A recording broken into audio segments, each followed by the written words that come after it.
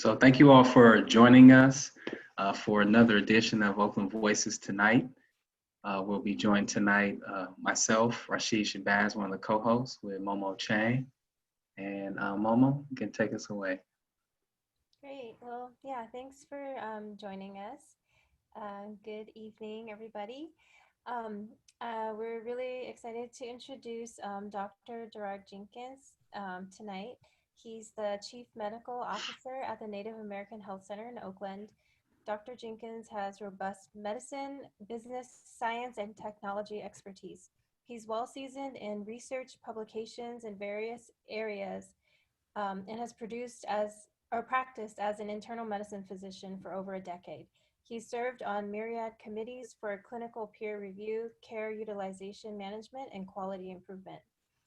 Dr. Jenkins holds a Bachelor of Science in Biochemistry from the University of Michigan, 2 MAs in Biotechnology and Biomedical Informatics from Columbia University, an MD from Vanderbilt University, and a postdoctorate degree in clinical pharmacology and pharma, pharmacogenomics from UCSF. Did I say that right?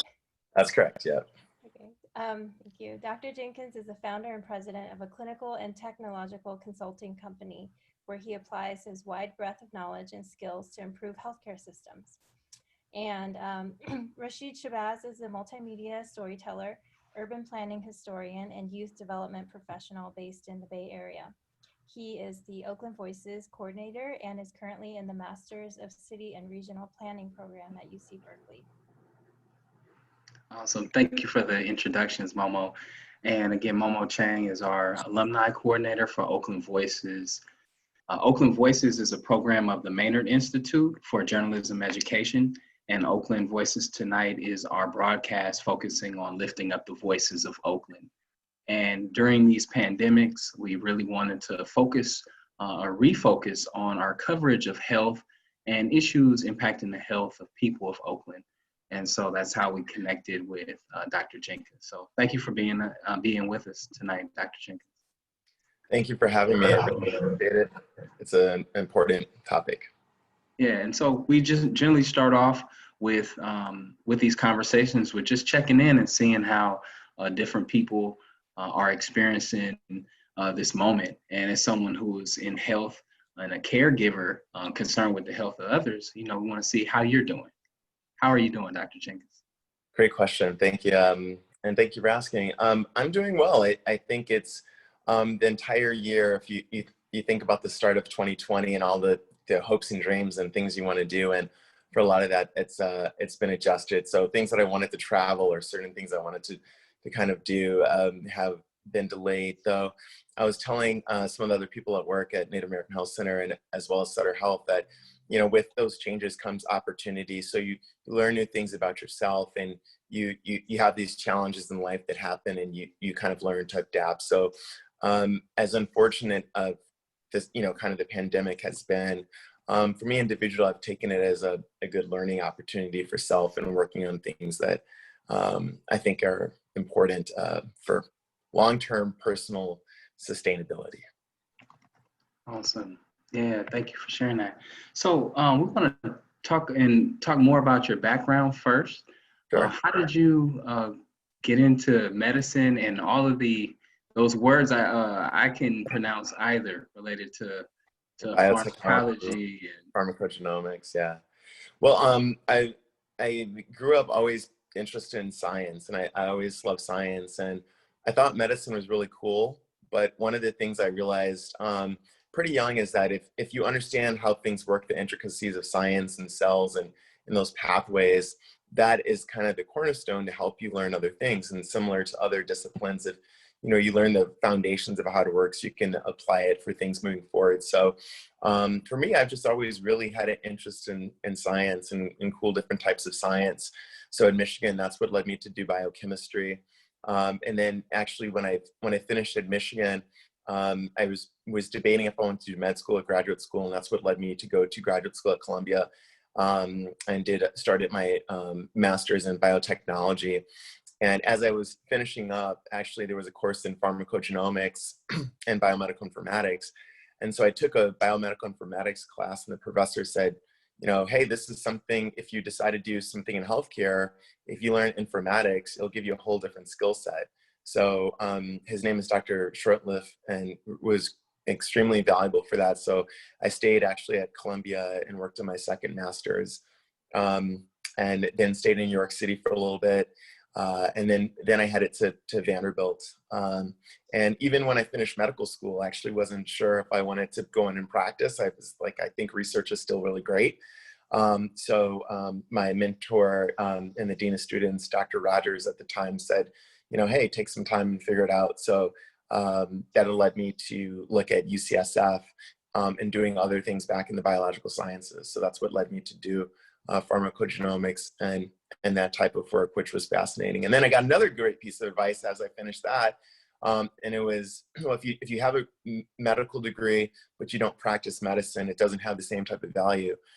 So get that experience, at least do residency. And that was from Dr. Peck, who used to work at the FDA. And that's what led me to California and work there and started my track. So, everything that I've accomplished, I really, I am grateful for it. It's been great, but I also owe that to a lot of great mentors along the way. And I think that one of the things I want to encourage people, I always think is great. Even now, I still have mentors, even at my age of 41. So, seek good advice from good people and, heed their, listen to them, their wisdom, because sometimes they can be really good pearls to help you out in your future. Word, awesome.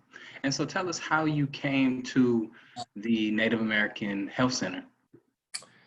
Yeah, so as I mentioned briefly, I'm a physician, as a hospitalist physician in practice at Sutter Health and internal medicine. That's where I did my training and residency. And as I was at Sutter Health, I'd been there for about 6 years, and I love inpatient medicine. I love the acuity of it. It's always fascinating. You can make decisions right there and see how it works. Though one of the things I saw was that a lot of patients would continue to come to the emergency department or get admitted for things that I felt could be managed at home, things that be managed on an outpatient setting. So one of the things I challenged myself was like, well, you can make an impact for people on the inpatient setting, but can you do the same things like upstream and help people at home on a regular basis or in a primary care setting?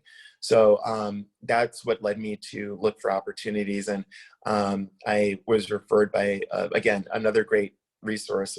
A person advised me to go to CHCN, where I was the medical director, and was there for about a year.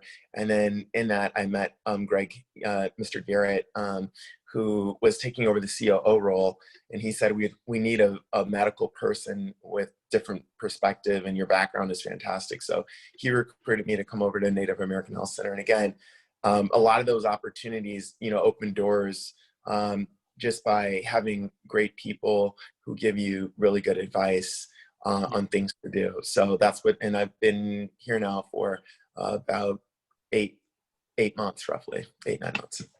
Okay, well, that's awesome. So while you may be newer to Oakland, the Native American Health Center has been in Oakland and in the Bay Area for some time. Could you tell us a little bit about the history of the Native American Health Center? Yeah, so Martin Wakazoo, he's the CEO, and he's been in that role for a good while. I actually don't remember how long, to be honest with you, but Native American Health Center, was started in like 1972, and is primarily made for people who are Native Americans and people who are inner city populations. And, obviously the demographic has changed over the course of the last 34 years in Oakland. But the premise was helping Native Americans with their health and understanding them and their needs. And similar to other federally qualified health centers that had certain demographics. So for example, La Clinica de la Rosa, with, Hispanic and Latino population, Native American was there to serve that for the Native Americans. And even though our population is a little bit less Native American than it was before in the past, in like the 70s and 80s, there's still an emphasis in making sure we support Native Americans. And supporting a lot of our other members of diverse population. We have a large, as I said, Hispanic, Latino population. We have a good African American population, Asian Americans, and anyone. We're open to all. So I just want to make sure I emphasize that Native American Health Center, its roots are in Native American culture and history, but we're open to all different types of people, race, ethnicity, religions, etc. Awesome. Yeah, thanks for letting us know that. One of the things we saw really early on when we were looking at some of the COVID-19 data is that Native Americans were not even in some of the counts because the numbers of those who were, impacted at that point, hadn't reached a certain threshold. And I'm wondering if you could just share a little bit about that. Like sometimes, I don't want to go off beyond my question too much, but just to contextualize it a bit, sometimes I notice when people speak about Indigenous people or Native Americans, it's often almost like past tense, as if the population isn't here or present today. And so anyway, I wanted to just see if you can lift up anything like maybe particular to the Native American population as far as maybe how COVID-19 is impacting that community. Yeah, well, I can say that in California, we have our health center, for example, has a considerable interest in helping those, and we work with different Native American organizations, Indian Health Services, for example, IHS, on different things to making sure we're testing patients, and we received a grant not long ago with an emphasis on Native American population. And so we've been working on testing that, and on all of our platforms that we've used 2 or 3 different platforms to test. We actually want to collect that demographic information. So that's a great question, Rasheed. And what we found is that even though the Native American population has been smaller than it was in the past, we're still, making sure we're outreaching to that community and making sure they have the resources to do testing.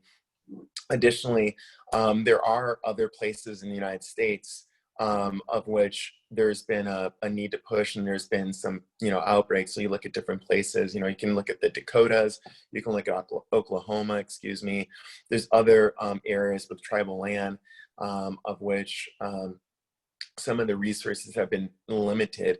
So one of the things we feel very important to do, especially for those in the community here in the Bay Area, is to make sure we're a resource. And there's other Native American health centers as well, in the area, but, we being located in Alameda County and Oakland, you really want to make sure we reach out to those individuals.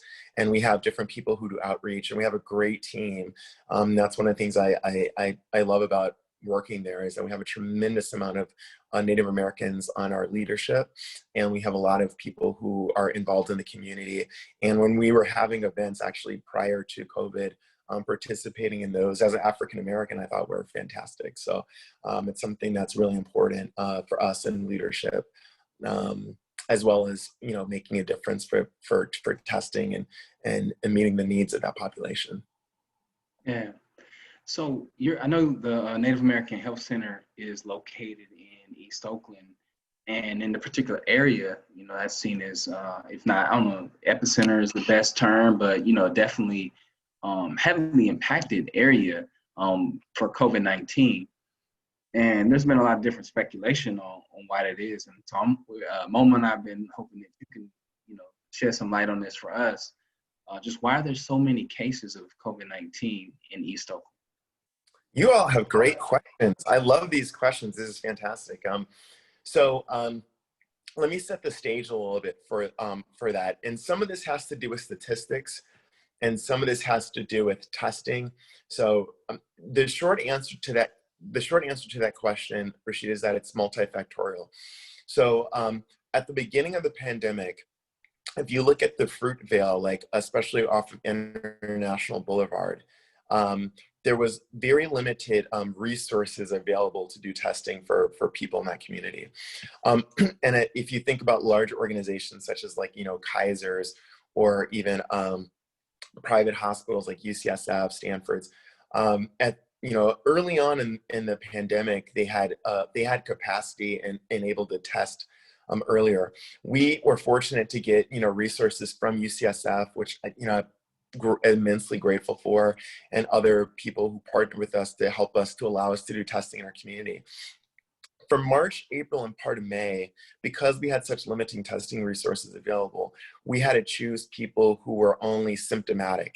So in order to get a COVID-19 test, you actually had to have symptoms, and that had to been screened. So we created a very defined criteria by which someone can get tested or not. And that worked well. And so when we did that, we found that our positive rate was roughly about 30% or 33% of the people we're testing. So what that means is, statistically, we have a higher pre-test probability, which means that we're screening people who we think have it, and then we test them. 1/3 of those people do have COVID-19. So that's why our numbers were initially very high. And then over the course of, I think it was maybe around June, July, we started having more resources available. And then this is both for our clinic in San Francisco as well as in Oakland. And we started partnering with companies. So we partnered with the technology company called Color and Carbon Health. And both of those, in conjunction with Alameda Department of Public Health, supported increased testing in the Fruitvale. And that was immensely helpful. So now instead of testing roughly maybe 30 people a week, we can do 300 people a day, right? Which is substantially, greater. And then we didn't have to be as selective about people who had symptoms. So instead of saying you have to have like fever, cough, shortness of breath, blah, blah, blah, we said, it doesn't matter if you're in this community and you want to get tested, we're going to have this available for you. And that way, people in the community had an opportunity. And when we started to do that, if you look at the data, it shows that roughly about 6.5% are positive, which means our positive rate has now gone down from 33%. But that difference is because we're no longer doing selective testing on people who are only likely to have COVID. It's like the entire population. And that number is a little bit higher from what I recall of what is in the United States. So we still have a very strongly, positive people in the Fruitvale, but we're getting closer to the average when you're doing large testing. So right now we're also partnering with like UCSF and some other organizations to really work on testing in the community. Okay. It's a long answer to that, but I just wanted to make sure that people knew that the entire thing has been a very interesting process. And to follow up to that, it may change again because flu season is right around the corner, right? So if you think about it, we start giving flu vaccine in the middle to end of September, and flu season starts to really pick up in October, November. So now, similar to the last month when COVID first started in March, we have, is it flu? Is it pneumonia? Is it streptococcus? Is it COVID-19? Your differential for what those symptoms might be goes up. So we may have to adjust again on how we do testing.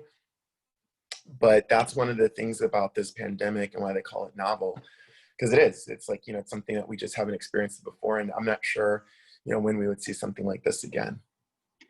Yeah. Wow. Well, thank you for breaking that down and just thinking about what's happened over the last, few months. Momo and I have covered, and our correspondents in the program have covered the opening of different testing sites and those initial, the requirements of who could get a test, having to have a certain temperature and other symptoms. And, Momo has been tested a few times. I am planning on finally getting one this Thursday. Right. And, I think it's been so many things, just to share a little bit. And I think this our conversation yesterday, each time something, I would cough or, I've had a sore throat, I've just been like, oh man, I got it. Like, I know, like the way 2020 is going, like, I just have to have contracted the coronavirus. And, I wanted to know if you could speak a little bit about some of the maybe like stigma people have around testing. Just me, like I didn't want to go and get tested, Either it was fear that I did have it, or being around all these people in line who maybe because they have symptoms, they definitely got it. So if I go get tested, I'm gonna get it in line. So if you could just speak about some of that stigma around testing. Totally. And so let me, again, I'm gonna start with the premise. In a community of color where, you know, you've had, if you look at historically, a lot of people of color have had adverse, and we talked about this a little bit yesterday, Rasheed, right? And our call is that there's some people of color that when you say like, we want to test you, or we want to do a study, that invokes fear and angst. Because you look back on things historically that have happened, like you look at Tuskegee and things like that. If you come across saying that we want to like test, it creates a stigmatism. So one of the things I've noticed was that there was a stigmatism for a very long time. Actually, I would say for probably the first 3 months of the outbreak, of people I knew, just friends of all different types, not just in healthcare, friends in tech, friends who work in like finance. The whole stigma of like, oh, you're getting tested, that means you have it, which means like stay away from me type of thing, right? And then as testing became more common, and as it was more of an emphasis of like, you want to know, so you can social distance, so you can isolate, so you can help prevent, you know, spreading that to someone you love. Then it shifted a little bit. So then it was like, well, now it's something that's good to know, so you can help prevent that if you do have it. So I think there's been a little bit of a change of that spectrum. And then also too, similar to what I was mentioning before, is that early on, we didn't have ability to test many people because that just wasn't a choice. Like, you know, you had to have like fever, cough, shortness of breath, travel. You had to have something else that met that criteria. And as more testing became available, you didn't have that reduction of those things that you needed. So with that being said, I think we're at the point now where people understand that it's a good thing to be able to know so that you can prevent those. And even myself, my parents moved here from Michigan not long ago, and I didn't, you know, they lived 10 miles away from me, 10 miles, and I didn't even see them for 4 months because I was like, I'm not getting tested. I don't know if I have it. And, you know, I work at, you know, Native American Health Center, and I still do a few shifts a month at Sutter. So I don't want to expose them to anything, right? And then once I got into the you know, regular testing, it really made a difference. The other thing is too, for health professionals, if you're on the front lines, if you're seeing patients actively, or like even healthcare professionals that are working in the hospital setting, it's one of those things, if you can get tested, you want to know, so that way you know that you're not spreading it, you know, to others, because you're so exposed to people that have it. So it's one of those things too. It's more of a safety for both, you know, in the organization to help, you know, make sure you're reducing that risk.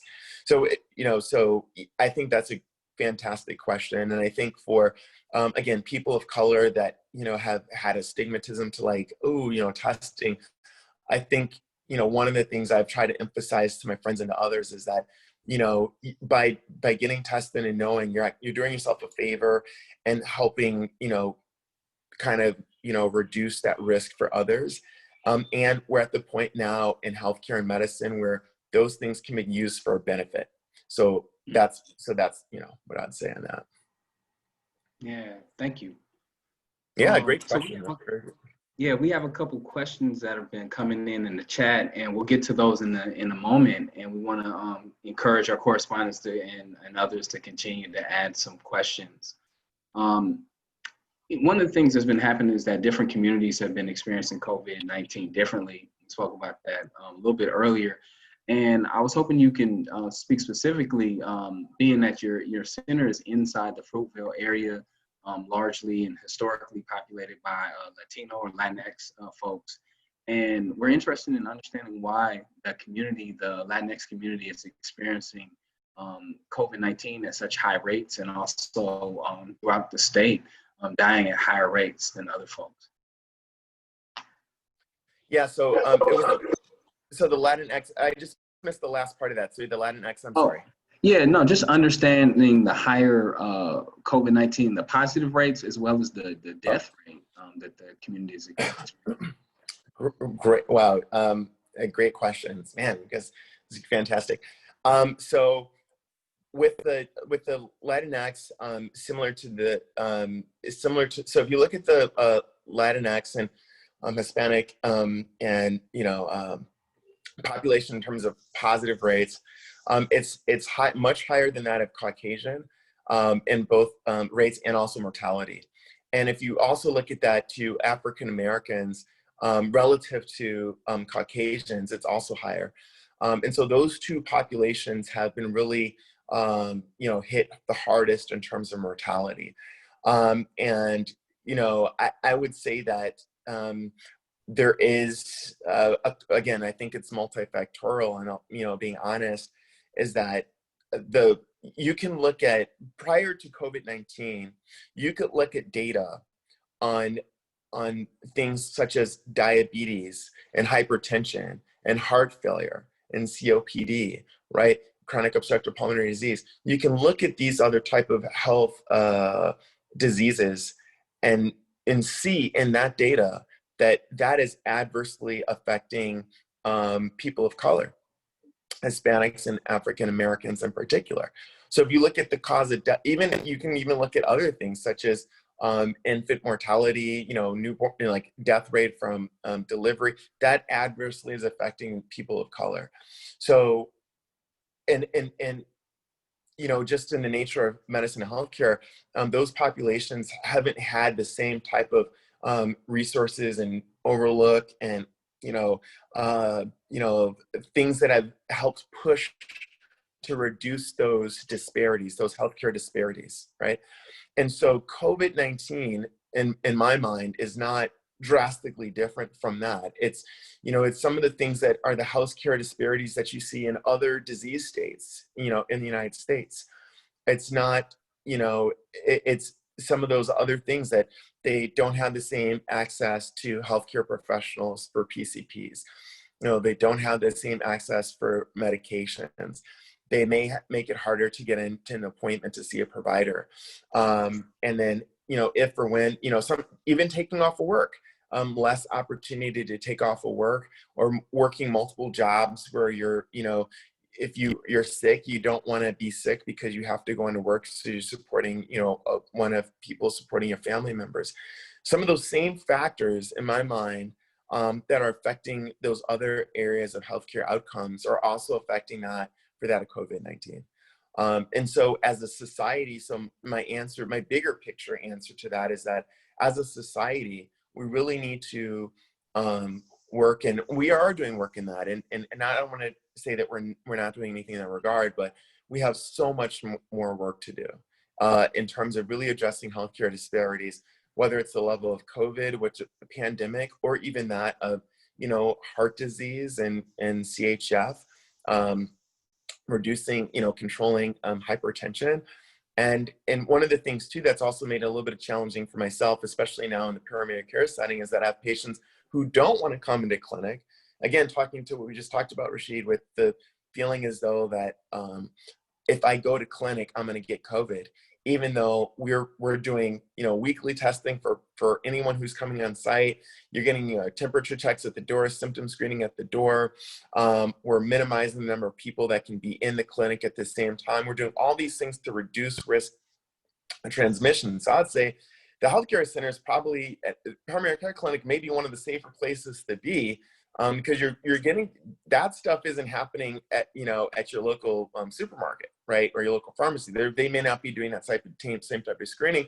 So, but people still have a stigmatism of, I don't want to come into the doctor's office, and therefore certain things that you would normally be able to do, whether it's like your blood pressure check, your fundic eye screening for diabetes, checking your labs for your cholesterol level, checking your kidney function. Some of those things may not be happening as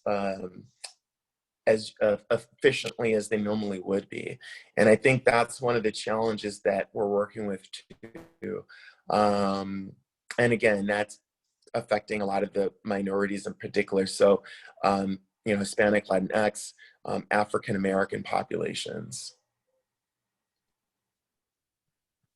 Yeah, we've been watching the numbers for the different populations, go up, and there's some surprising demographics, or surprising in the sense that it wasn't some of the things we were told earlier. So we're seeing like people under the age of 40 are, some of the highest number of folks getting it, although we're not dying at the same rates as some of our elder neighbors.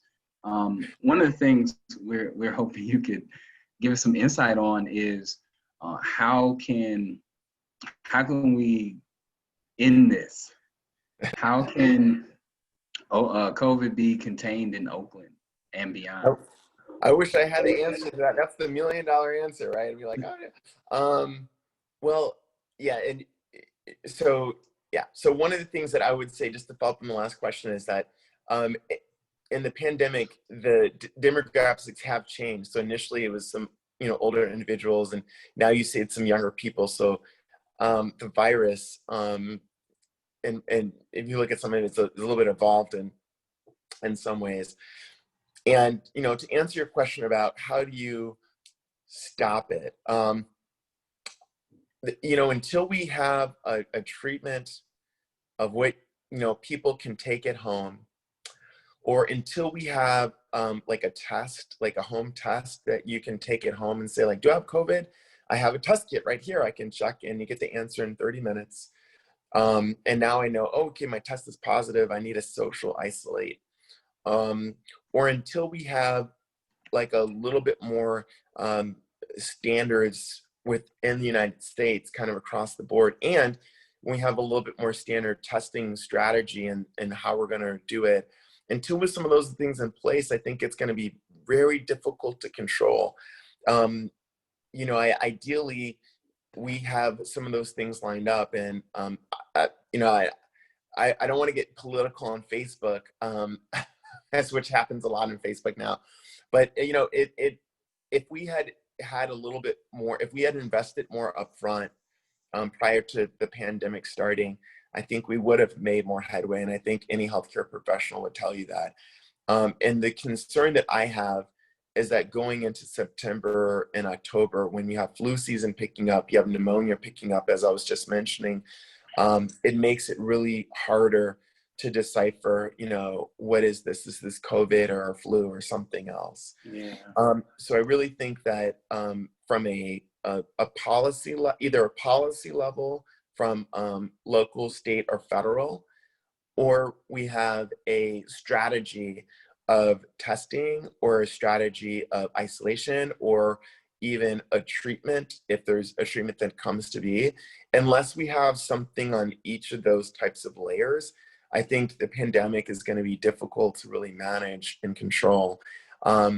This is my opinion, of course, but I think if you ask a lot of other healthcare professionals, for those people working in a clinic, such as Native American, or even those people who are working on the front lines, at a hospital, an emergency department, or admitting people to hospital, it's scary to think about what the fall might be if we don't have more of a thing. Even if you look at protection, like PPE, face shields, gloves, gowns, like things like that, be more widespread. I think that the having a face mask is great. Having the visor is great. Those are great steps in the right direction. Hand washing, hand sanitizers, that's great. So we're moving in the right direction overall, but I wish I had a black box to answer that, Rasheed, to know what that looks like. I'll probably make a lot of money, but I think for right now, it's gonna be a little bit piecemeal until we come up with a full-blown strategy. And if you look at data from other countries, you look at Korea, you look at Japan, you look at some other places in Asia, they've actually had some uptick in COVID-19. Not a lot, it wasn't a substantial amount, but there's an uptick even though they had it under control for a while. So there's a possibility that even as our numbers, start trending down, as which I saw this week and over the weekend, there's still a real possibility it could jump back up anytime soon. Okay. Of course, not the answer like that is going to end you know, before Halloween so I could go trick or Yeah. treating or something like that, Yeah, or bag snatching, whatever you might be into. But I was hoping, man. I got kids. My 8-year-old daughter who's like super excited to be like, I want to go trick or treat. I don't think that's gonna go down like that this year. You know, so but yeah, I hear you. no, and we appreciate you sharing that, and just know, like yourself and other parents, and you know, I imagine particularly being in the health field, you know, those who are both managing, like you said, like not being able to see family members. Yeah. And, you know, we're all dealing with different levels of that. You know, I have some more questions, but part of Oakland Voices, our training program, we have a number of people who've gone through the program and continue to contribute to our website and other platforms through stories and otherwise. We want to pass the mic. And so one of the folks in our program we want to pass the mic to is Joanne, who has a question. Sure. Hi. So let me make sure you're if you can unmute yourself. And Joanne, she was in one of our earlier cohorts of the program. Okay. First off, Dr. Jenkins, thank you so much. Your presentation has been so informative. Thank you very much. I fall into not only an age category, but I also have a compromised immune system as well as some other health issues. So I didn't hesitate to go get tested, not at all. And much to the chagrin of many friends and family who said I should never go get tested, because a lot of people, the superstition is if I go get tested, I'm going to have it. Or I might find out something that I really don't need to know. But I went anyway. And I was happy to say I tested negative. And I tried to explain to them, your test is actually only as accurate as the day you take it. So Correct.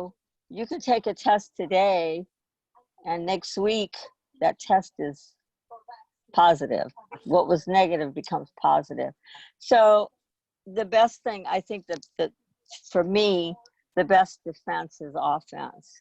But my question is, how do you convince people in this generation, in my generational group, how do you convince them that, you know, that this is not the Tuskegee experiment, and that when the vaccine comes out, you'd be surprised how many people I ask, when the vaccine comes out, are you going to take it? And they say, pardon my expression, hell no.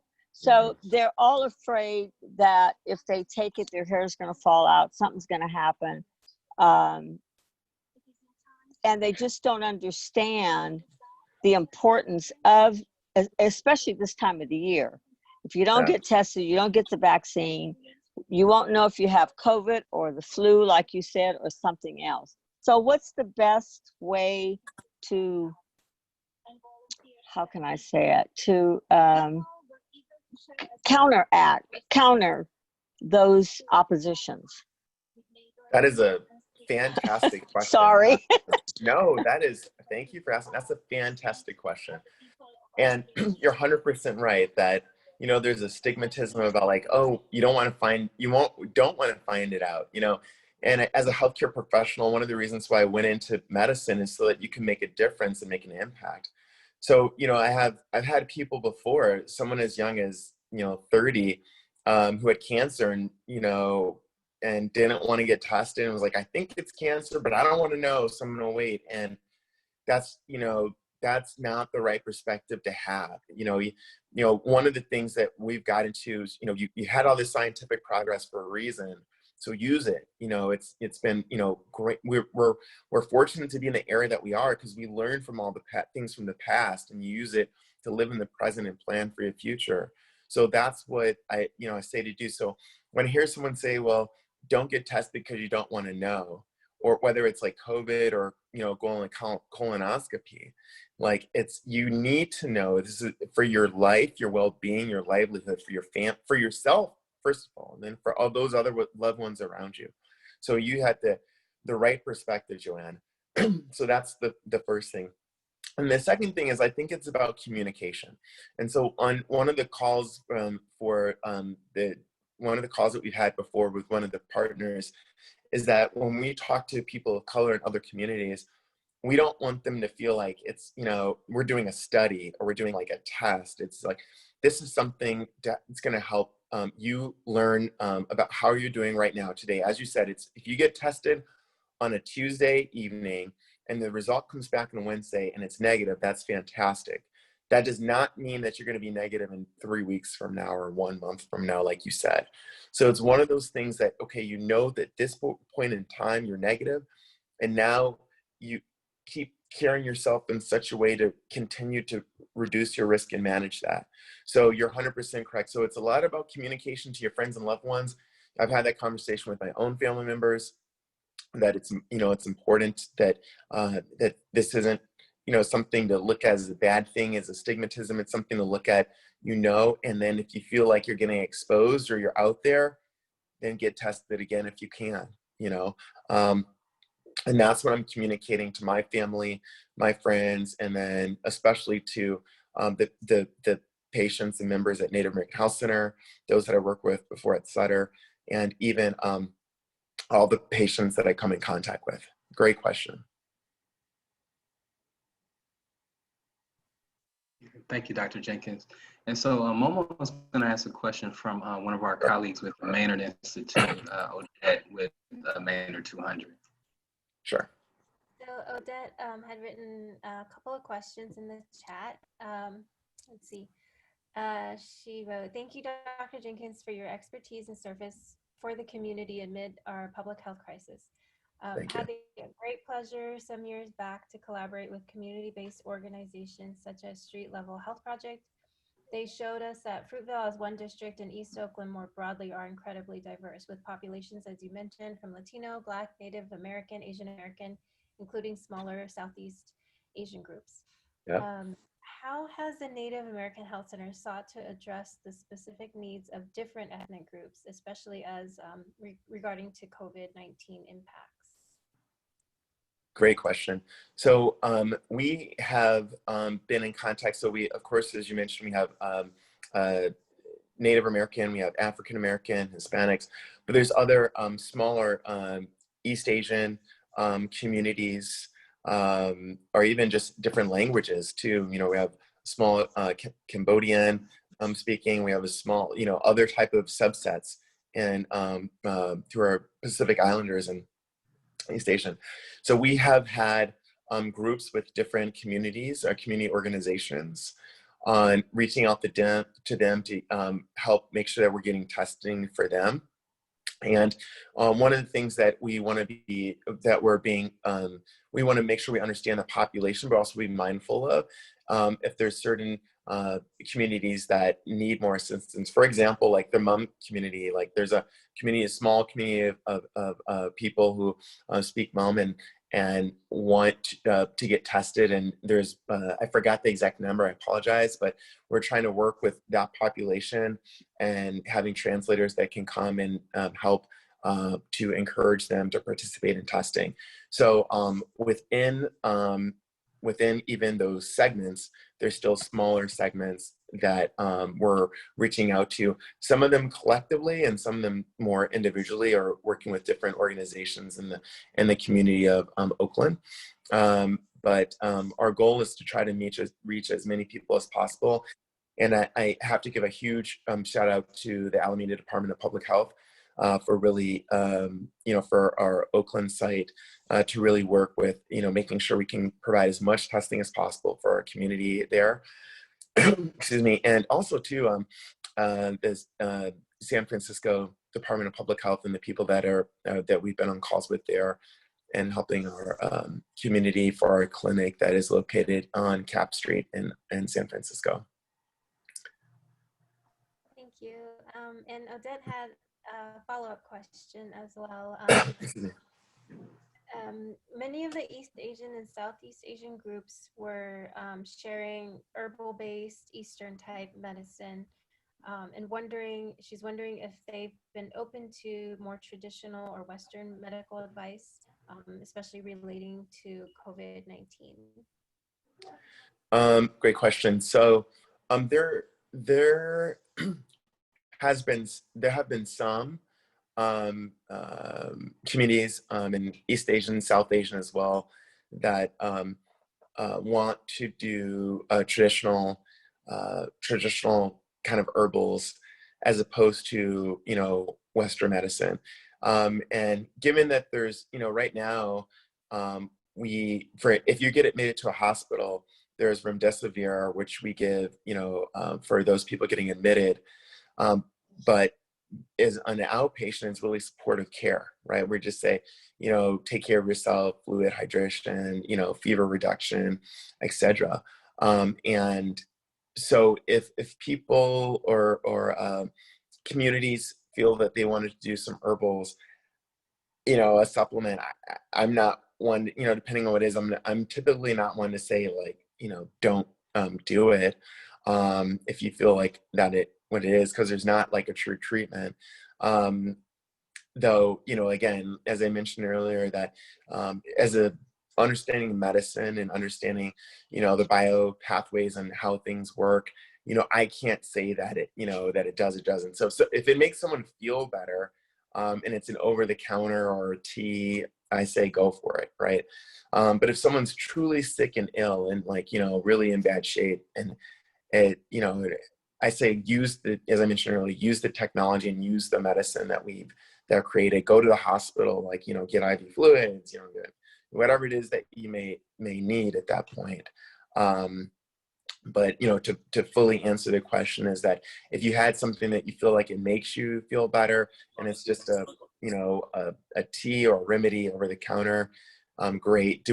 But do I think that will fully stop it?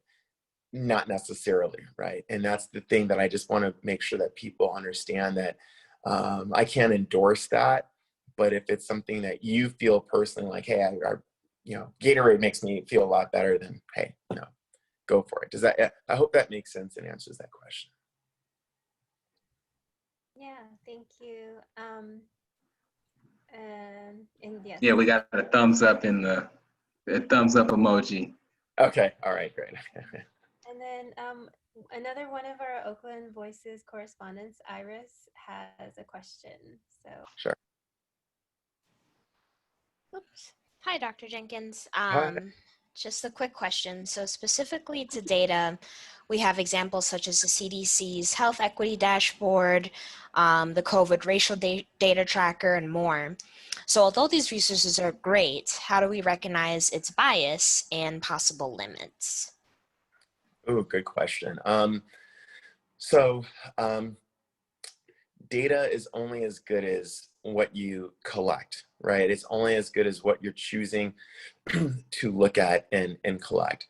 And as you probably know, there are, especially if something is self-reported.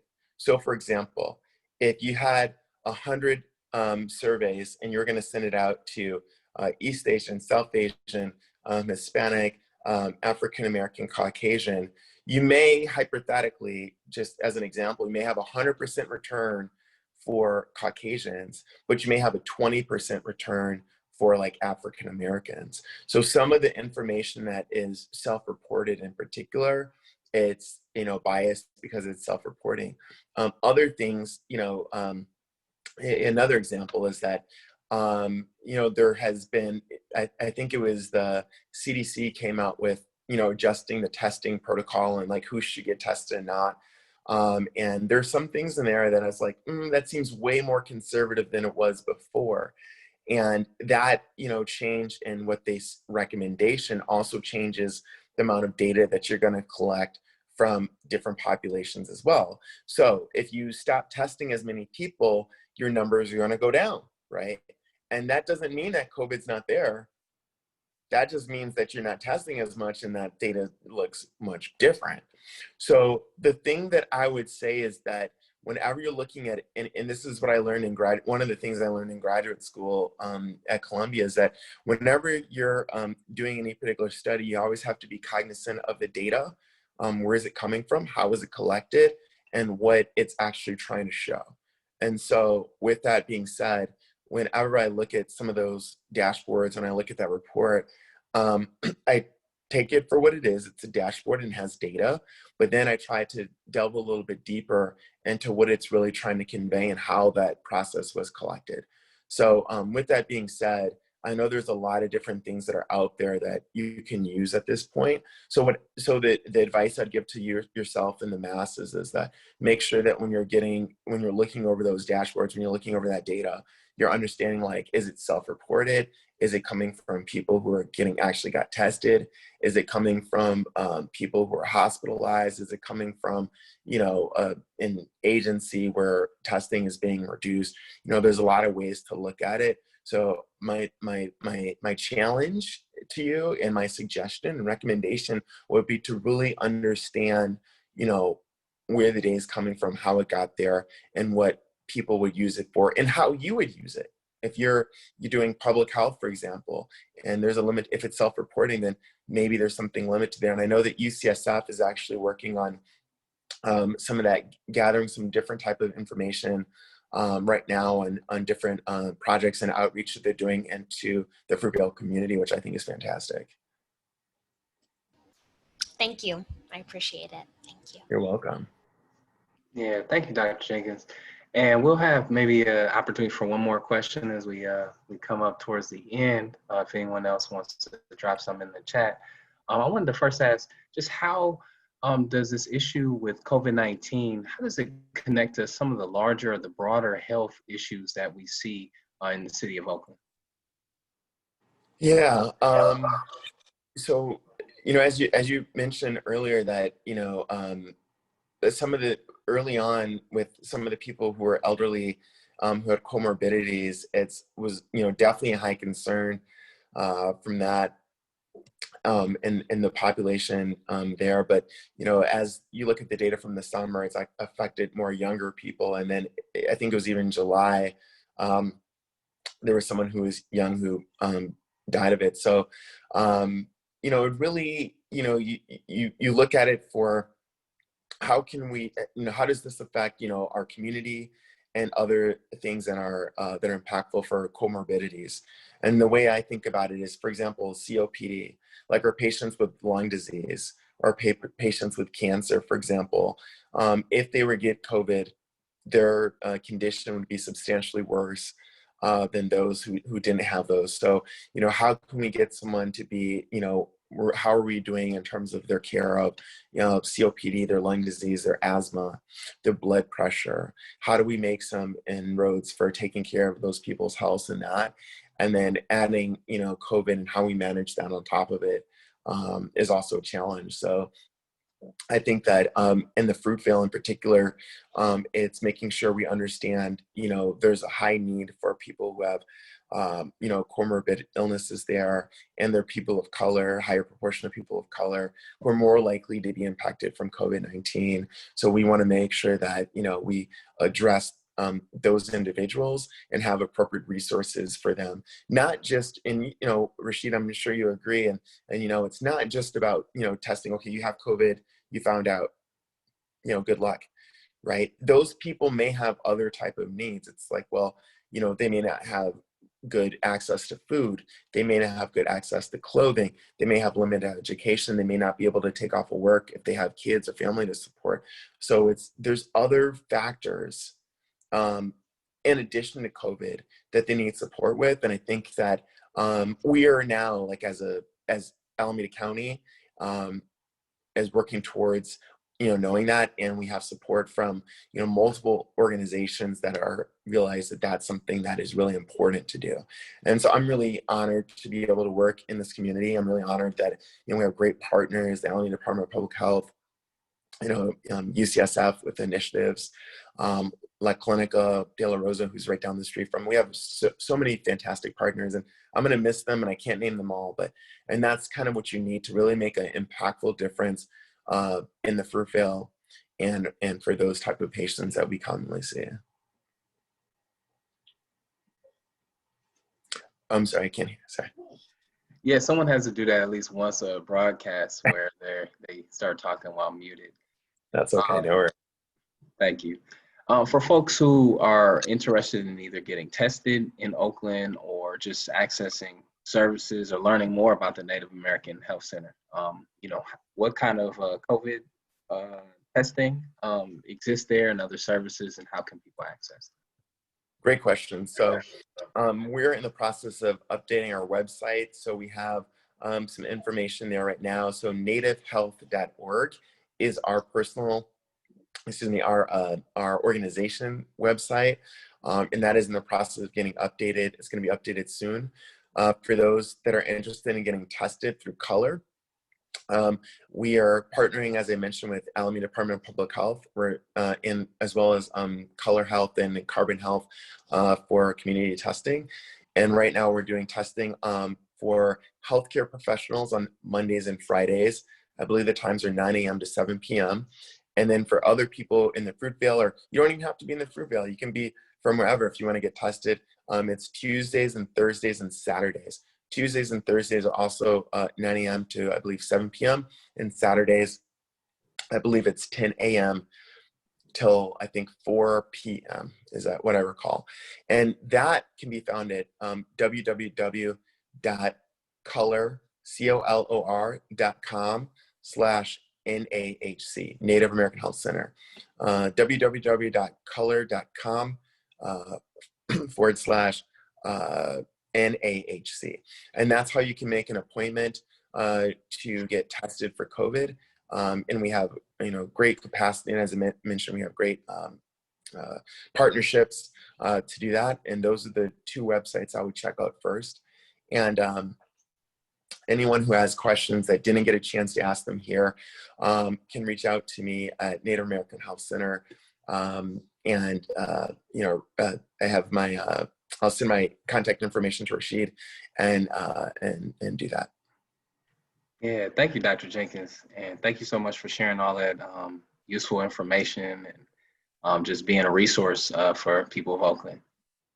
Great, yeah, and these are the type of conversations that I really enjoy them because for me, for multiple reasons. One being African American man who's from Detroit, Michigan, who's been all over, and two, being able to work in the Fruitvale community that and support a lot of other people of color and minorities, and three, just from my background and things that I'm passionate about and making a difference for people. It's one of the reasons why I enjoy working in the Fruitvale in Oakland. It's just an amazing opportunity. So anytime you have questions or anytime you want to invite me back, I'm more than happy to participate. And I just amazingly great questions as well. I'm really honored to be able to participate and I love the questions. Great for learning. Awesome. Thanks again. And for folks just, tuning in, again, Oakland Voices Tonight is our broadcast focused on lifting up the voices of people of Oakland. And Oakland Voices is a program of the Maynard Institute for Journalism Education. And since 1977, the Maynard Institute's primary mission has been to ensure that all segments of society, our diverse society, are fairly, accurately, and credibly portrayed. And Oakland Voices is a part of that by training Oakland residents in storytelling. Oakland Voices is supported by the California Endowment, Akanati Foundation, and the Langaloth Foundation. And we're thankful for them.